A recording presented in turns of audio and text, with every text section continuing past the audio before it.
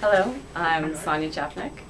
I am a yoga instructor and I'm also studying to be a yoga therapist. I've been teaching yoga in Los Angeles since 1997. I injured my back in last year, which was in 2012. Initially, I couldn't even really move, so I would say in the 8 to 9 category.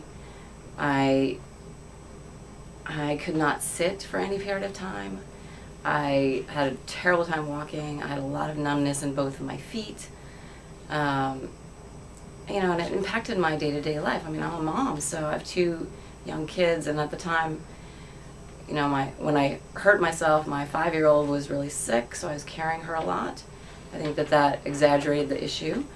And at the point where I couldn't move, I couldn't carry my children, I couldn't even get down on the floor to play with them.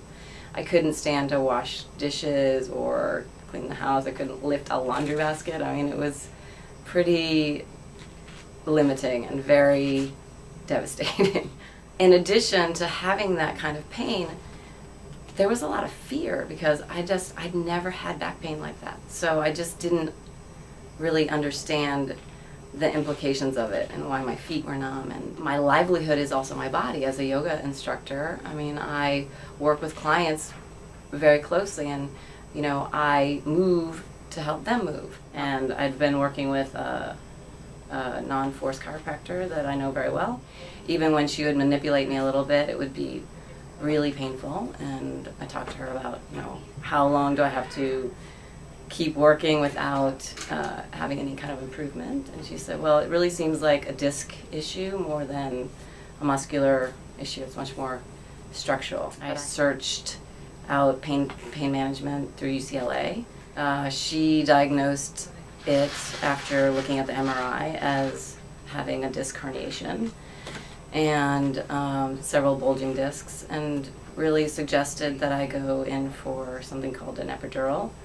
I got a little bit nervous about doing that, so I decided not to do the epidural, and sought out Dr. Rick Morris, who is known as a disc specialist. And Dr. Morris had mentioned that because my body wasn't responding in the way that we were expecting, that it might be something else, maybe a thyroid issue. That was a little surprising to me initially. I'd recently had my thyroid examined. After completing a full thyroid panel and checking the antibodies, we discovered that the antibodies of the thyroid were elevated in such a way that indicated that the thyroid was being attacked. And one of the things that made me think of your thyroid was that you're actually getting numbness in your hands. It wasn't just one side, it was actually the upper and lower extremity.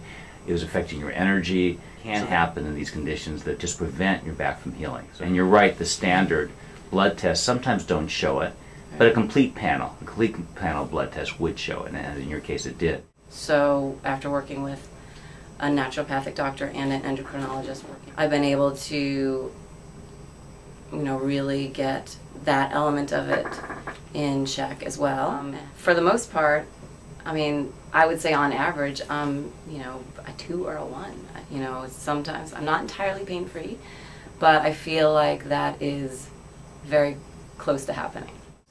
Really great compared to when I walked into this office and didn't think that could happen. So I'm very happy about that.